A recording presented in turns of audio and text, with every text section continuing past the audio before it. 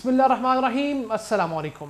पाकिस्तान से मुताल्लिक मस्बत पहलुओं, अच्छी खबरों और हमारे मसाइल का हल लिए प्रोग्राम खुद कफील पाकिस्तान में मैं हूँ आपका मेज़बान अब्दुर्रहमान।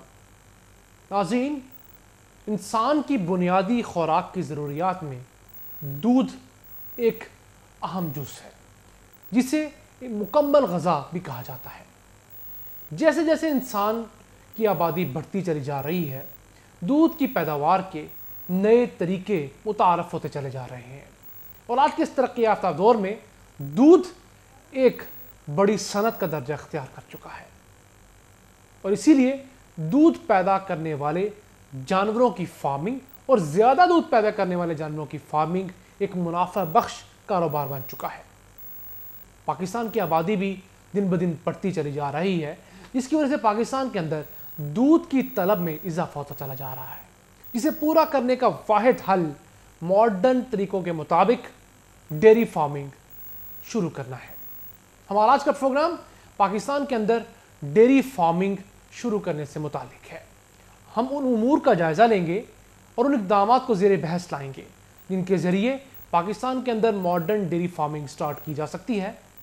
इस सिलसिले में मुझे डेयरी फार्मिंग के एक मारूफ एक्सपर्ट ज्वाइन कर रहे हैं, डॉक्टर जासर आफ्ताब साहब। हम उनसे राय लेंगे और किसानों के लिए बेहतरीन मशवरे तजवीज़ करवाएंगे, जिसके ज़रिए किसान अपनी पैदावार बढ़ा सकते हैं और जो लोग डेयरी फार्मिंग में आना चाहते हैं वो क्या क्या इक़दामात उठाकर बेहतर मुनाफा कमा सकते हैं। डॉक्टर साहब अस्सलाम वालेकुम। वालेकुम सलाम अब्दुर्रहमान साहब।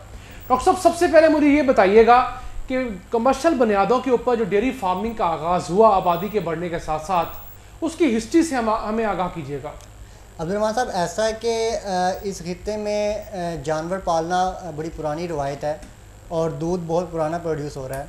अगर हम 80 से पहले की बात करें तो हमारे यहाँ रूरल जो ना वो डेयरी फार्मिंग चलती थी। 18वीं सदी की बात कर रहे हैं आप? 1980 से पहले की बात कर रहा हूँ, पाकिस्तान बनने के बाद। 1980s की, ठीक है। इसमें ये होता था जी कि 2 से 4 जानवर एक घर में होते थे, वहाँ दूध पैदा होता था और मोस्टली जो इलाके हैं वहाँ पे दूध की सेल को मायूब समझा जाता था। बिल्कुल ऐसा ही है। उसके बाद चेंजेस आई तो ये हमारा जो रूरल डेयरी फार्मिंग जो है वो कमर्शियल रूरल डेयरी फार्मिंग की तरफ चला गया। उसमें चूँकि लोगों के अंदर ये ख्याल आया कि ये एक पैदावार मौजूद है तो इसको क्यों ना बेचा भी जाए और इससे पैसे भी कमाए जाए, तो वो जो रूरल डेयरी फार्मिंग का था वो रूरल कमर्शियल डेयरी फार्मिंग में तब्दील हुआ और जिससे लोगों ने दूध जो ना वो बेचना शुरू किया। ठीक है।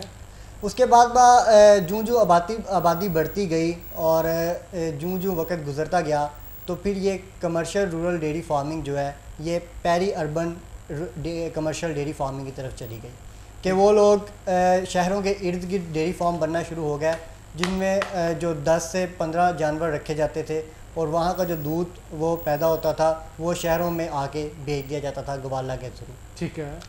और फिर अगर हम इससे आगे चलें तो फिर जो है ये आपकी पेरी अर्बन डेयरी फार्मिंग ये कमर्शियल अर्बन डेयरी फार्मिंग में तब्दील होगी कि मज़ीद शहरों के करीब आ गया और एक ऑर्गेनाइज्ड फार्मिंग की तरफ जो ना वो सिलसिला चलना शुरू हो। और सब दुनिया भर में अगर हम हिस्ट्री का जायज़ा लें जी जी, तो दुनिया भर में बेसिकली कमर्शियल बुनियादों के ऊपर डेयरी फार्मिंग किस सदी से आगाज़ हुआ। पहले तो लोग अपनी जितनी ज़रूरत होती थी उसके मुताबिक जानवर पाला करते थे।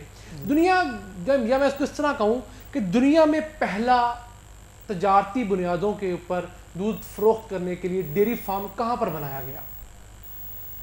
देखें, अगर हम डेयरी फार्मिंग की एग्जैक्ट हिस्ट्री देखें तो डेयरी फार्मिंग बहुत पुरानी है और कई सदियों से चली आ रही है। बिल्कुल ऐसा ही है। लेकिन अगर हम देखें कमर्शियल डेयरी फार्मिंग और मॉडर्न डेयरी फार्मिंग, अगर हम यूरोपियन हिस्ट्री को देखें तो जो आपको बड़ी तब्दीली है डेयरी फार्मिंग में और कमर्शियल डेयरी फार्मिंग में वो पिछले 100 साल में नज़र आती है। और अगर हम पाकिस्तान की बात करें तो पाकिस्तान में जैसे मैंने आपको पहले बताया कि ये तो 1980 की दिहाई आप बता रहे थे। जी बिल्कुल। और ये बताइए कि पाकिस्तान के अंदर डेयरी फार्मिंग सेक्टर जो है वो अभी भी छोटे किसानों के ऊपर मुहित है।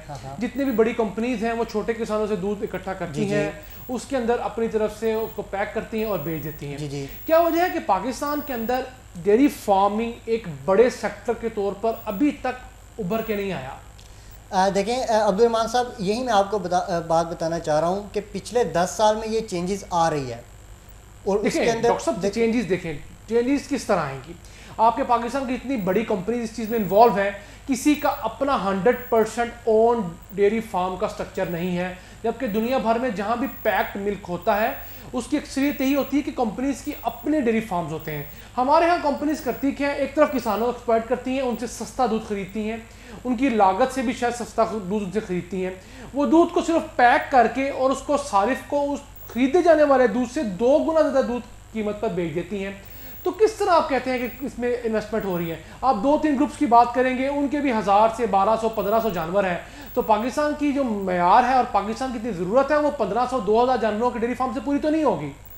बिल्कुल अब्दुल रहमान साहब, इसकी बहुत ज़्यादा ज़रूरत है और एक ऐसा सिस्टम होना चाहिए कि एक अगर कंपनी वो दूध पैदा करती है, उसके अपने फार्म पे दूध पैदा हो और वो उसके बाद वो उसको जो ना मार्केट में सेल आउट किया जाए और जो रोल मिडल मैन का बनता है उसको यहाँ से ख़त्म किया जाए और जो किसानों के जो राइट्स हैं उनको एक्सप्लॉइट किया जाता, उसको जो वायलेट किया जाता है और उनके राइट्स उनको पूरे नहीं मिलते, वो उसको भी जो ना वो ख़त्म होना चाहिए।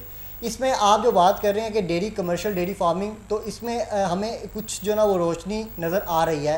अच्छा। कि जिसमें अगर हम कुछ डेयरी फार्म ऐसे बन रहे हैं जो कि अपना दूध खुद प्रोड्यूस कर रहे हैं और वो उसकी प्रोसेसिंग की तरफ भी आ रहे हैं और उसको सेल आउट भी कर रहे हैं। ठीक है, ठीक है, तो ये एक हमारे लिए एक रोशनी की किरण है और उम्मीद की जाती है कि ये जो किरण है ये रुकेगी नहीं और ये रोशनी थ्रू आउट द कंट्री जो ना वो फैल जाएगी और इंशाल्लाह बहुत करीब है कि हम देखेंगे कि हमारा जो डेयरी फार्मिंग सेक्टर है पाकिस्तान का वो यकीनन एक इंडस्ट्री की शक्ल इख्तियार कर जाएगा और जिसके अंदर बहुत बड़े बड़े इन्वेस्टर्स भी और बहुत छोटे इन्वेस्टर्स भी, वो सब लोग अपना कंट्रीब्यूट करेंगे और इंशाल्लाह हमें जो ना वो एक अच्छी उम्मीद नज़र आ रही है। और सर, पाकिस्तान के अंदर अगर कोई शख्स डेयरी फार्मिंग को कमर्शियल बुनियादों के ऊपर, मॉडर्न लाइन्स के ऊपर उस्तवार करना चाहता है तो उसे जानवरों की कौन कौन सी ऐसी इकसाम है जिनको चूज़ करना पड़ेगा? देखें, इसमें 2 चीज़ें हैं।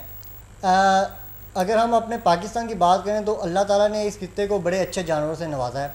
हमारी जो नीली रावी जो हमारी भैंस है वो दुनिया की बेहतरीन भैंस है और हमारी जो कैटल ब्रीड्स हैं गाय की, उनमें साहिवाल नस्ल, रेड सिंधी और एक चोलिस्तानी वो एक अच्छी जो ना वो ब्रीड्स हैं और उनको डेयरी ब्रीड्स के तौर पे लिया जा सकता है। ठीक है। अगर कोई बंदा डेयरी फार्म, इशू ये है कि लोग इन ब्रीड्स की प्रोडक्शन कम है और उस वजह से जो भी शख्स इनको खरीदेगा उसकी कॉस्ट ऑफ प्रोडक्शन ज़्यादा होती है मिल्क की। तो ये ब्रीड्स आम कहने को तो बहुत अच्छी हैं जी जी, लेकिन कमर्शियल बुनियादों के लिए कतन आप इसको मौजूद तरीन नहीं कह सकते। जी बिल्कुल, ये एक अलमिया है कि अगरचे इन जानवरों में पोटेंशियल है लेकिन कुछ साबका माजी में कुछ इस तरह की हमारी से वो पॉलिसीज़ ऐसी रही हैं और कुछ प्लान्स ऐसे बने हैं कि इन जानवरों को जो ना इनका जो एग्जैक्ट पोटेंशियल है वो हम इससे को लूज़ करते चले जा रहे हैं। ठीक है। आप ये हिस्ट्री ये कहती है कि चोलिस्तानी ब्रीड जो है वो मदर ऑफ द काउज है थ्रू आउट द वर्ल्ड। ठीक है जी, आज दुनिया भर में जितनी भी गाय हैं उन सब की माँ चोलिस्तानी गाय है, वो पाकिस्तान की चोलिस्तानी है। ठीक है जी, आज अगर उसकी औलाद ज़्यादा पोटेंशियल का दूध दे रही है, वो ज़्यादा तादाद में दूध दे रही है, ज़्यादा मिकदार में दूध दे रही है, तो जो हमारी चोलिस्तानी गाय है यकीनन उसमें भी इतना पोटेंशियल मौजूद है, लेकिन मसला कहाँ पे है कि हमें उसको जो ना एक्सप्लॉइट नहीं कर पा रहे। ठीक है जी, आज अगर मेला जात होते हैं उसके अंदर मुकाबला जात में लोग गायों के लेके आते हैं तो वहाँ भी हम जो मैक्सिमम प्रोडक्शन देखते हैं 25-29 लीटर तक। बिल्कुल ठीक है जी, तो वो हमारा पोटेंशियल मौजूद है।